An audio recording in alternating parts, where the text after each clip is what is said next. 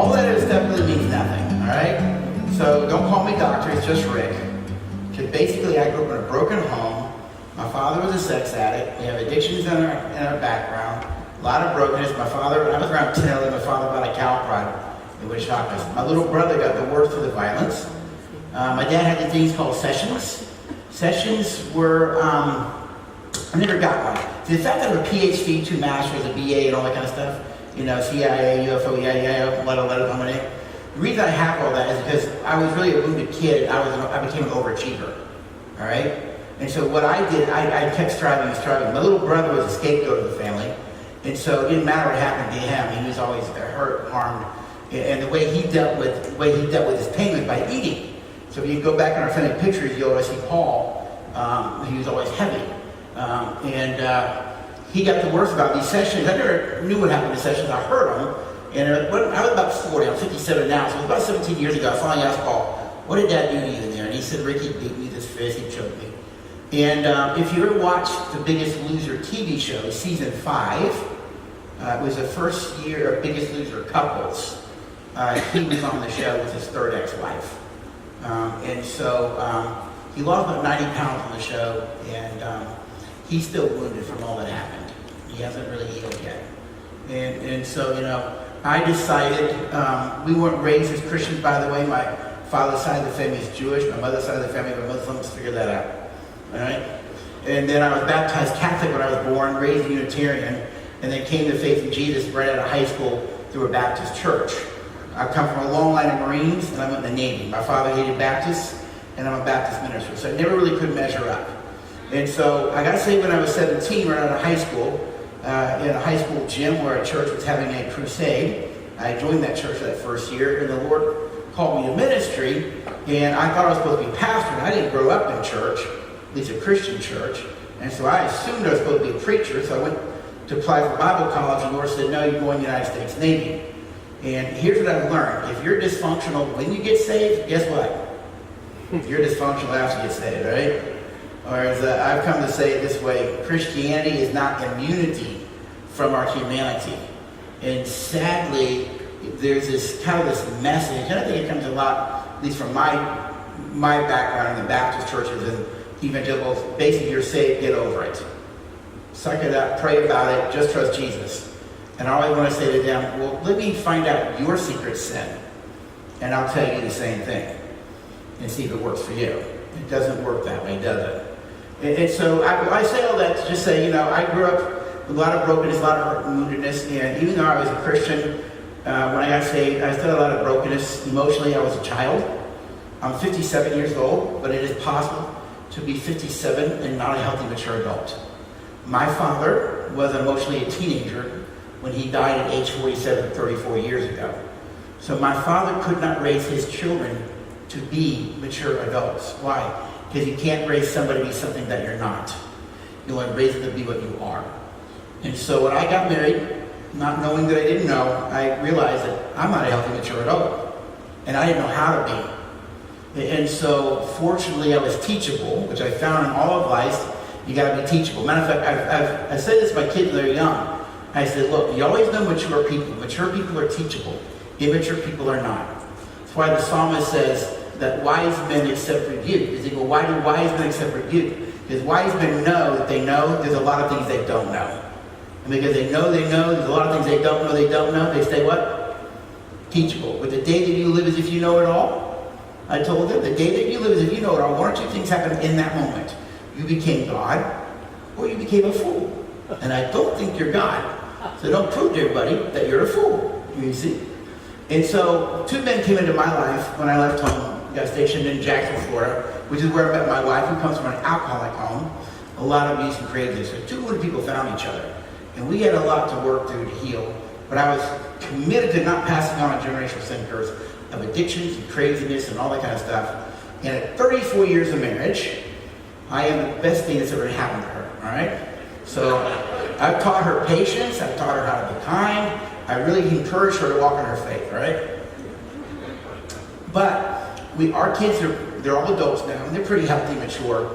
And the things that I actually teach in my relational seminars, those kind of things, really, I learned those the hard way. And they're things that I learned and used to help grow myself up and mature. all right? So my dad, to sexual addiction, people used to say to me, you don't drink alcohol because you're a Baptist. That isn't the reason why. My dad has no addiction crazy side because he was abused by his father. But what was interesting is the reason I never drank alcohol had nothing to do with faith. I was about 10 years old. My brother, we were 10, 9, and 7. My dad sat there was 3 boys down and put a loaded 357 on the table in front of us. And he stood there, and we're looking up at him, and we're looking at this gun. He goes, boys, let me teach you about alcohol. It's pretty simple. You do alcohol and drugs one day, it's going to kill you. So let me know if you want to do it now. It's here. And you're like, no, Daddy. No, Daddy. He said, all right, pick up the gun and left. I never did it. If I get shot like a cow, I'd probably shoot you. So that's the guy in front of you, all right? And eventually the Lord taught me that I was not going to be a pastor of a church, and that my ministry is really to help the body of Christ and disciple the body of Christ to be healthy, whole, and really to live the abundant life. Isn't that what we're looking for? We're all looking for the abundant life. And the problem is we turn to crazy behavior to try and get it, all right? So what I want to do is I want to take a familiar verse that people use to suggest it's about marriage, and no, it really isn't. So think about it real quickly here. Adam, Genesis chapter 2. Adam is in the Garden of Eden. This is pre-Eve, okay? Adam is in perfect love. There is no pain. Pain does not exist for him, right? There's no taxes, there's no mosquitoes, there's no roaches. None of that exists, right? Adam is in perfect love. Meaning total pleasure. He knows zero pain. And God says something to Adam, which is interesting. Now, Adam walks with God every day in the cool of the day. And then God says something about Adam in Genesis 2:18. He says, it is not good that the man should be what? Adam wasn't alone. Think that through logic. Adam really wasn't alone. He walks with God every day in the cool of the day. So it begs the question, wait a minute. You're saying Adam's alone? Yeah, well, how could he be alone? He's with God. And therein lies this dilemma for Adam. I can imagine Adam going, what do you mean I'm alone? I'm with you. And Adam is told to do something, verses 19 and 20. Name the animals. And it was through the process of naming the animals that Adam comes to an awareness or realization of something. The scripture says that he came to realization that there was not another one what? Like him. What do you think Adam felt the moment he realized there was not another one like him?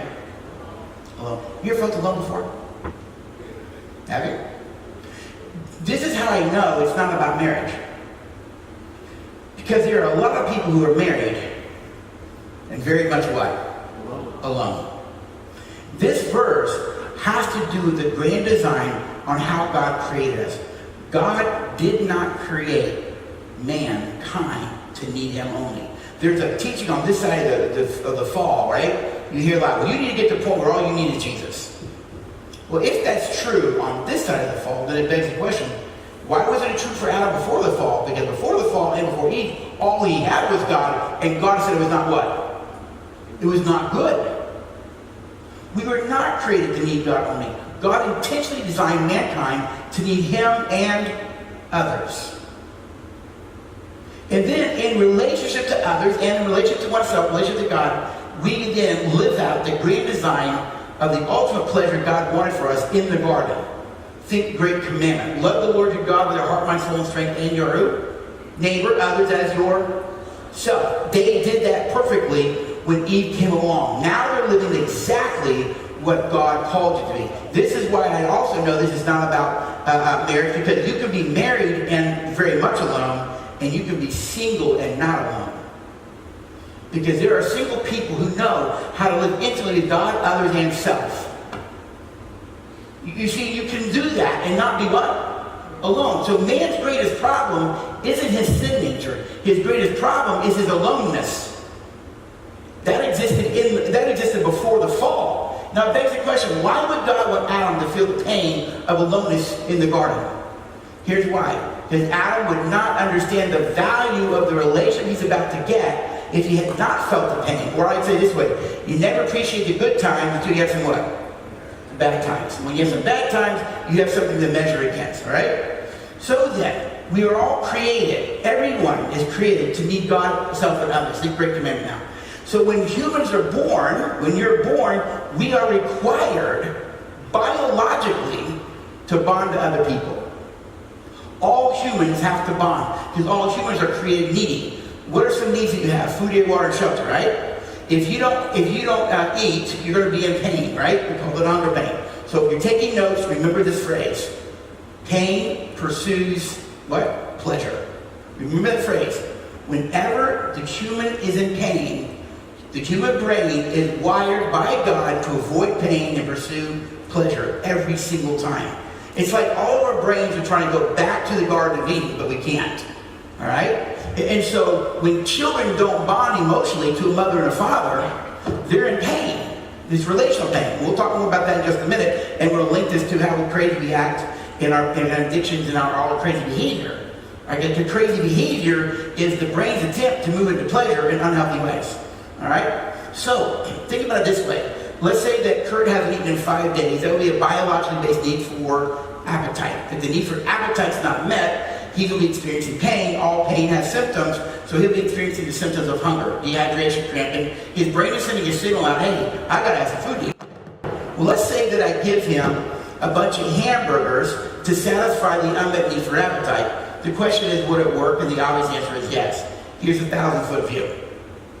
1,000-foot view is this. The moment Kurt takes the first bite of the hamburger, the brain goes, oh, you're eating something.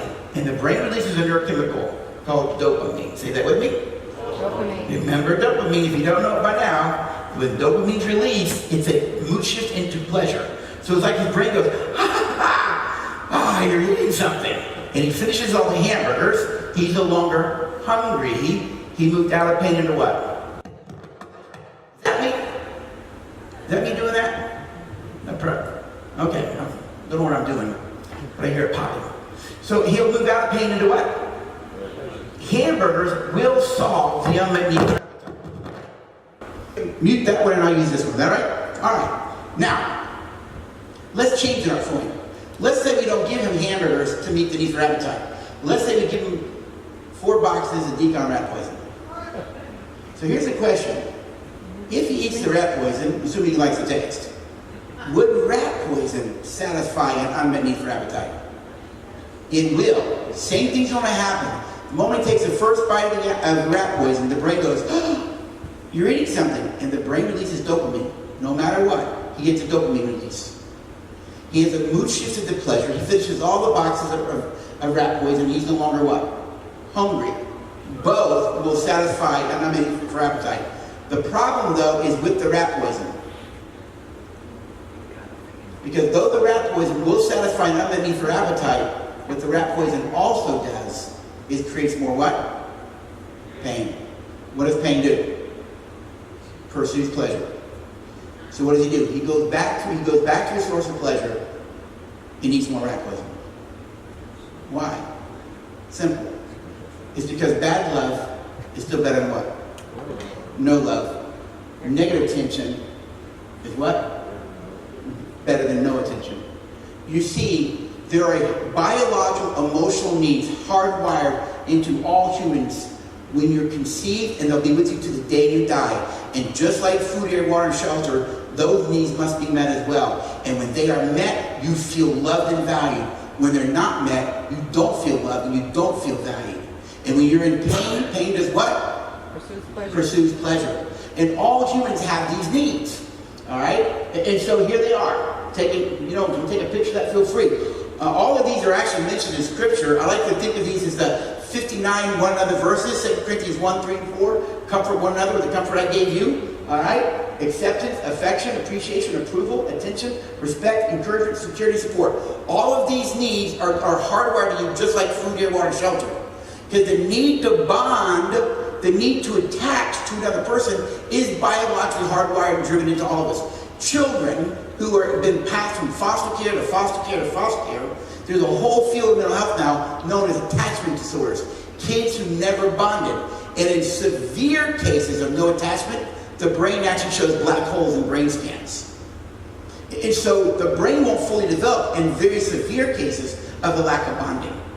So everyone has to bond. But here's the problem. If you didn't learn to bond in childhood, you spent more time in pain than what? Pleasure. And here's the problem. Kids who never learn to bond early in childhood end up in problems and into relationships as adults. And what they do is they turn to unhealthy ways to medicate the pain. i.e. addictions, crazy behavior, all kinds of things. What is all that about? It's all about medicating the pain of the unmet need, or it's trying to get a need in an unhealthy way. Does that make sense? One of my top 3 needs up here is affection.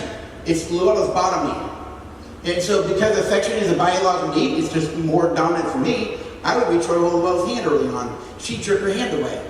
That got filtered through a little message that I picked up as a kid that I'm not good enough and I don't matter. And so what I did, I'd cop an attitude for hours. I'd punish her with silence. I'd punish her with sulking. It wasn't mature, it was immature, but it's the best I knew to do with an emotional child. Got it? Do you think she's endeared to me? Mm-mm. And so what happens is, whenever we don't bond to people, you'll go bond to something else. You'll go bond to something else because you're going to walk in pleasure, even if it's a false sense of pleasure. That sense? Trying to get her to notice me by acting stupid. Think of it this way. The anticipation, this is the other thing about dopamine. Dopamine is released around anticipation. The anticipation that my sulking will get her to notice me is more pleasurable than admitting that she doesn't notice me, which is more what? Painful. So I'll keep acting stupid ways. Because the brain is anticipating getting a need met. All of these needs must be met and will be met.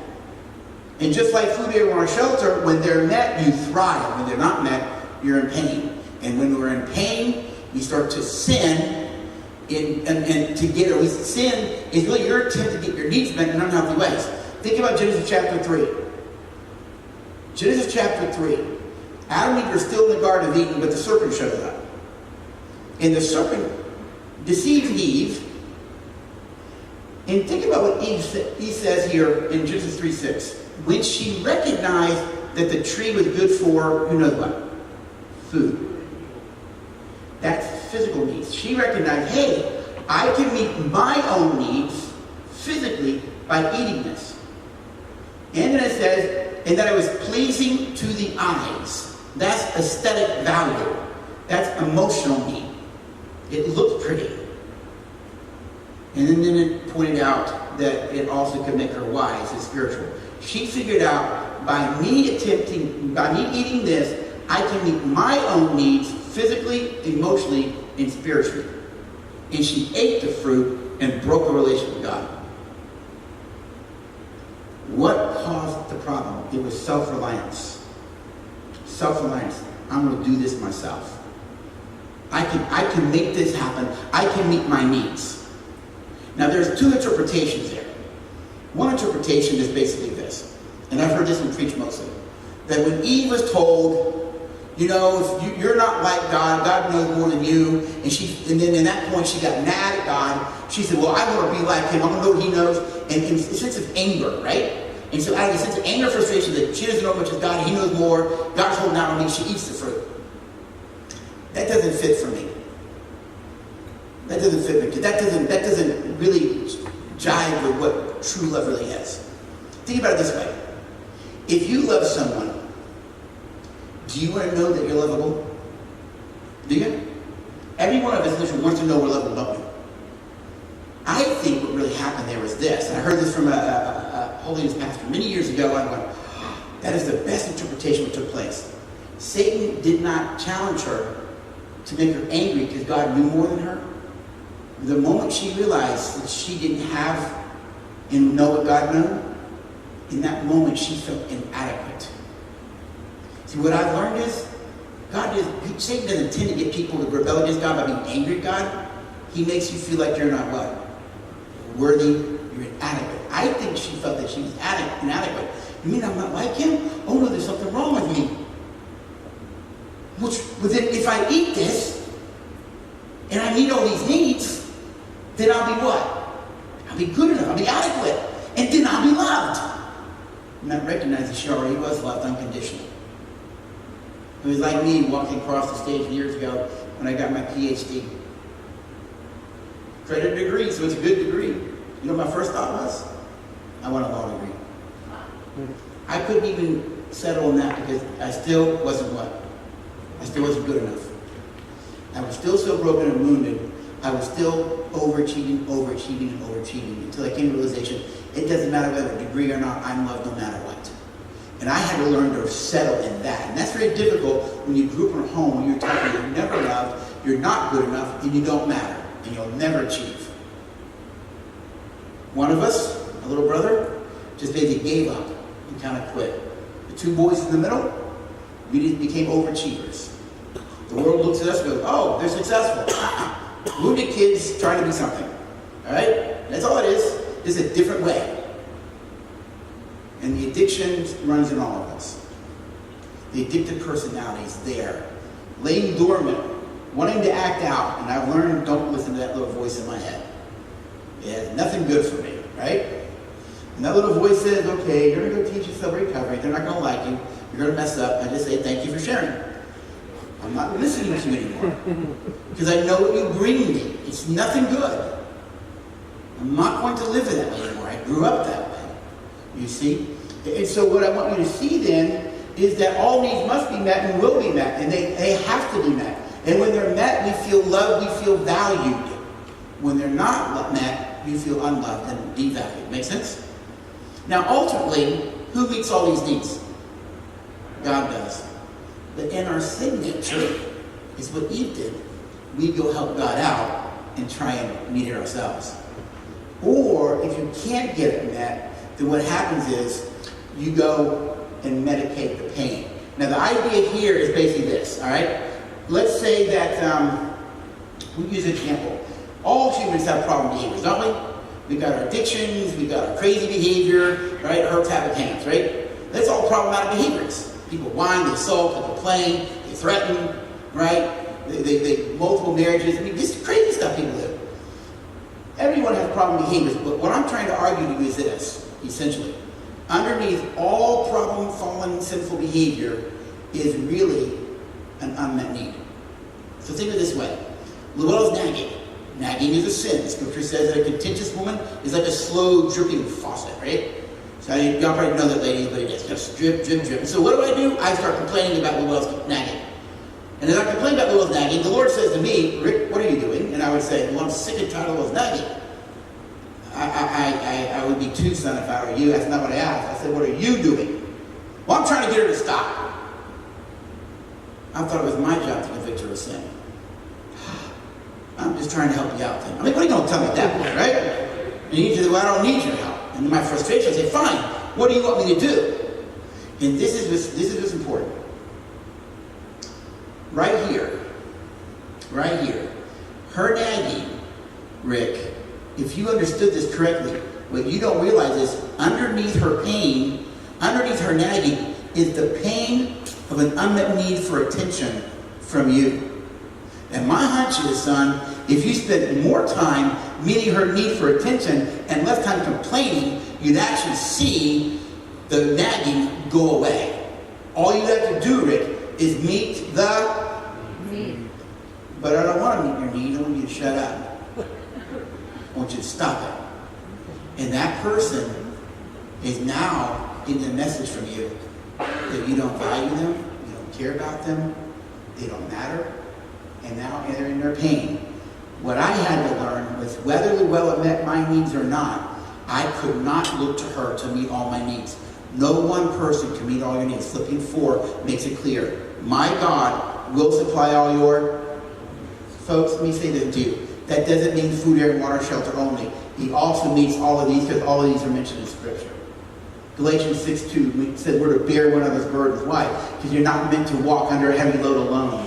Mourn with those that mourn, rejoice with those that rejoice. Why? Because you're not meant to mourn or rejoice alone. But here's what happens. When we are so wounded, particularly in addictions, I just spoke this the last couple of years at national conferences on addictions and attachment disorders. Addicts don't bond to people. Addicts bond to objects and processes. So what was my dad doing all those years? He would bond to pornography. He would bond to hypersexuality. Someone else bonds to drugs. Someone else bonds to alcohol. Someone else bonds to religiosity. Someone else bonds to food. Because what happens is whenever you act out, you're getting dopamine.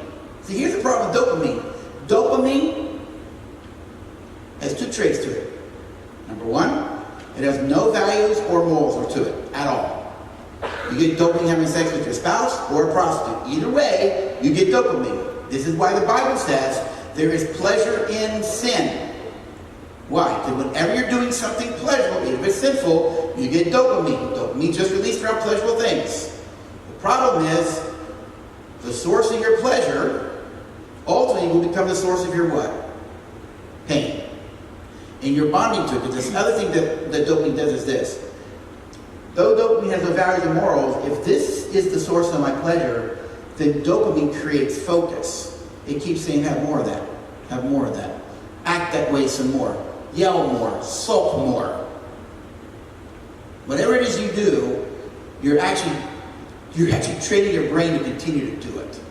Because that's your dopamine release is. And the problem is, particularly with drugs, alcohol, all addictions, you're now enslaved to it. Because you've trained your brain to go here automatically. What you've done is you're trying to get those needs met through crazy behavior. I don't know, has anybody ever found that sulking doesn't get your attention? Did you ever notice that? Threatening people, I'm going to leave you, I'm not going to play with you anymore, which is really childish behavior. That's what I did. But that doesn't really endear people to you, does it? Why? Because you're trying to get your needs met in unhealthy ways. But it's the best you know to do, you see? And the next thing you know, you get all this pain and hurt because all you're doing is creating more hurt and pain for your life. Is this making sense to you? Can you see this, how it works in your life? And so, if you're going to heal, then, you're going to have to make sure you get your needs met in healthy ways. That means I learned this in my own journey of healing. Sometimes, the Lord said, I'm wanting something from the well. I'm needing comfort or something. And He'll go, I'm not using the well. Well, I need comforting. I know you do, son. It's a need. But I'm not using the well. Then how do I give a needs met? You trust me. My God will supply all my what? That also means those relational needs. He will meet them. But sometimes I have to practice patience, don't I? Self-control. The problem in the sin world is I want my needs met now. Because I don't like the pain that I'm feeling. Because pain pursues what? Pleasure. And so our attempt to medicate the pain of unmet needs drives us into crazy behavior and acting addictions. Why? You're just self-medicating to avoid the pain. I get it. But I've learned also this in my own journey of healing. The pain taught me some things about myself. They taught me some things about myself. I mean, think about it this way for a minute. How do you know who you are? How do you really know who you are? So let me ask it this way. How do you know how you look? In the mirror. You've got a reflection, right? The way you know what you look like is through reflection. But have you noticed in a mirror, that's not an accurate reflection of you? You want to know how I know? Where's the left side? It's over here. Where's the right side? It's over here. It's an inverted reflection of you. It isn't through you, it's an inverted reflection of you. Alright? Ronald Reagan knew this. Ronald Reagan knew that when people saw him on television, they saw him a certain way, so when he was in public, he would part his hair the way you saw him on television. So that your brain made associations to it. Isn't that fascinating? He was smart enough to figure that one out. Alright? I mean, that's why I got to let that out. Right? I didn't know that until a few years ago. So if think about it then. How do I know who I am as a husband? It's through reflection. How I am as a husband is reflected to me by who? My wife. She reflects who I am. How do I know how I am as a father? It's through reflection. It's reflected to me by who? By your children. How do you know who you are as a person? It's reflected to you by the people around you and how you treat them. Because how you treat people is reflected back to you. And when I got a revelation of this for myself a long time ago, here's some phrases I come up with in my own journey healing. One of them is really is this: the way I think I come across is not the way I do come across. The way I think I'm being experienced is not the way that I am being experienced. What happens is people defend how they think they are, believe they are, but in the end, it's how you are that really matters, right? Because people experience me different than I experience myself. And so I had to become teachable. And there are times that I was acting a certain way, but I wasn't self-aware of what I was doing, and I could see it in Llewellyn's face. And then something inside me knew I was creating that. Well, the mature person would stop, ask for forgiveness, and shift. I wouldn't do that. Unconsciously, when you see something in the mirror you don't like, either you smash the mirror or you don't look in the mirror and you walk away. And my unhealthy way was just smash the mirror through passive aggressiveness. That makes sense? Until I realized all she's doing is reflecting back who I am.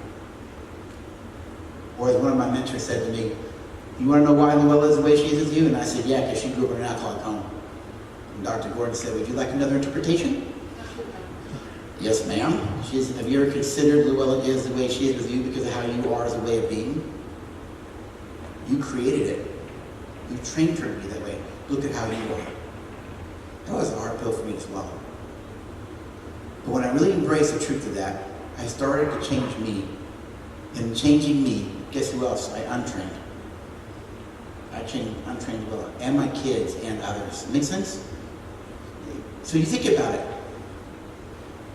When the Lord looks at you, even though your craziness, how do you think He looks at you? Think about it now. You're acting crazy and stupid, right? How do you think He looks at you? Always with love. Even in your craziness, His eyes always see love for you. That's not true in this realm always, is it? But I recognize, I can't make you not love me. He goes, no, you have no influence. I mean, think about it. Most people aren't okay with not being okay, are they? And because we're not okay with not being okay, we act kind of stupid to try to be okay. But because we're doing stupid things to not be okay, we end up less okay. Got it? Did you get all that? And here's what I realized. When I actually got to a point in my life that it was actually okay to not be okay, I was okay. Because no longer was I trying to be what I thought you wanted me to be, or what I thought I was supposed to be, or what that preacher said I was supposed to be. I just started being me. I just started being me. And I allowed Father to change me. And He just said, now, Rick, let's walk together. And what I did not know way back then was, I didn't know how to bond with God. I didn't. I could tell you all about God. Went to seminary. Baptists are very, very good at Bible study. They read their Bible, they do Sunday school. But they also have they're also the denomination with the highest divorce rate. I find that problematic. If you know the Bible so well, why are you divorcing so much? It's because we have not learned to walk intimately with God, others, and ourselves. Which when we learn to live intimately with God, something else, the great commandment, you will live in peace. Because it's okay to not be okay. You see, and why is it that people aren't okay with not being okay? Here's why. Because they think about this for a minute. Anybody got kids in here? All right, a lot of y'all have kids. So let me ask a question. Why do you love your children? Just do. Why do you love them? They're your children. Wrong. If that really was the answer, if the reason you love your kids was because they're your kids, then you have to explain something to me. Then why do that group of parents over there who have their own children, they don't love their kids? They abuse them hormone. So the answer can never be it's because you're children. It's another answer. And here's the real answer. The reason you love your kids is because you chose to. And for whatever reason, those people choose not to. That's it. You chose to. And so if your kids walked up to you one day and said, Daddy, why do you love me? You could say, well, I love you, son, because I want to. Well, I hit sister and I steal things and I do that. I know what you do. And sometimes I'm frustrated by things you do, son. But my love for you has nothing to do with you. My love for you is about me. I chose to love you. You cannot, Trey, Madison, Jesse, ever affect my love for you. You know, it might make me disappointed if you make really bad decisions in your life, etc., etc. I make me frustrated things, but it doesn't stop me from loving you because you can't influence my love. And then we go, if we can do that in imperfect people, and Father says to you, and you say, Father, why do you love me? He goes, I love you because I chose to. Yeah, I know, but look at my life. Look at the decisions I've made in my life. Look at the pattern of my life. He goes, I know, Rick. I'm fully aware of the patterns in your life. I know the choices you've made. But me loving you has nothing to do with you. I love you because I choose to. You can't influence it. You can't change it. You can't affect it. And I said way back then, I don't know how to accept that. You go, that's not my problem. That's yours. It is still true. And when I learned to embrace the reality, I can't make him love me more or less. I have zero influence in it. My heart began to settle down. Because that's what we're looking for, is it not? And when we don't feel that value of love, we go act it out or we medicate it. And so all of that conversation really leads up basically to this. And the idea here is what we call relationship roadmap. Since all of life is about relationships, all of life is about relationships. The Bible is about relationship. All right? And so when we have healthy relationships, we're on the pleasure side of what we call the relationship roadmap. When you don't bond well, you're on the pain side of the roadmap. People who live on the pain side of the relationship roadmap, which means basically they don't have any healthy bonds, they tend to be angry, fearful, they're distrusting, they're guarded, they're controlling, they're disconnected, they isolate themselves, they get sick, and then addictions show up. Why? Because the addictions medicate the pain of the lack of attachment. But what addicts are actually doing is they're bonding to their addiction. This is why, when I was speaking earlier, for those who have addiction issues in background, whatever the addiction might be, this is why over half the people who are in active recovery end up divorcing. I find that problematic. Since I'm a marriage family guy, I'm about saving marriages, strong, healthy marriages, and strong, healthy communities and states and nations. All right? Why would people who are in recovery not have healthy relationships? Here's why. Recovery is teaching you to be sober. It doesn't teach you how to bond. And there's the great disconnect. And this is what we're a large group is speaking to this in the recovery community now.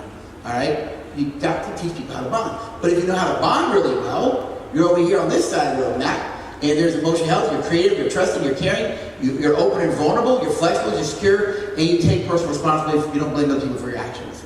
And all of life is we're trying to go over here. Everything is about pain, pursuit, pleasure. All of us are trying to get over here. It's like, I say it this way, it's like all our brains are trying to go back to the Garden of Eden. You can't get it. Sin nature won't let you. So you create false senses of it here. All right? But if we have healthy attachments, this is why the church is so important. Because when marriage and family failure, God uses the church to fill the void. Kurt and I are talking. The people who are mom and dad to me aren't biological. It's Joe and Dudley Freeman. Mary Jo and Dudley Freeman. And they are my kids' grandparents at the emotional level. They've been in my life 34 years, and they are mom and dad to me. Never had that relationship with my father I do with Dudley Freeman. You see? God uses the church to fill the gaps, right? So the church has to be relationally healthy. Why? So we can step into the gap and become fathers to the fatherless, mothers to the motherless. And then when you walk into the church, see, this is what churches are really supposed to be about right here. Sober recovery. You come in here, you take your mask off, and guess what? You go, is that all? You ain't got nothing else? Who cares? Love you anyways. And you begin to realize, wait a minute, you're not going to shove shame down me? No, why would I? You do a better job at it anyways. Romans 8:1, there's no condemnation in Christ Jesus. So if he ain't condemning you, then where's the condemnation coming from? You or the enemy? And the enemy usually ain't going to bother you as long as you're condemning yourself a lot. He's not going to mess up. Don't even mess with them. They're doing a better job than I will do. Make sense? Put all that aside. And begin to realize you're fearfully and wonderfully made. And we're made for intimacy with God, self, and others. And that is where we thrive when we learn to live here. And this has been my journey in my life, my own healing, is that healthy relationship skills, know how to bond well so that I can live here, teach it to my kids, and then go live it out with other people. Does that make sense? I think my time's up. Did that help? What will be your takeaway? Anybody? What are you realizing? Anybody? Sure. Yes.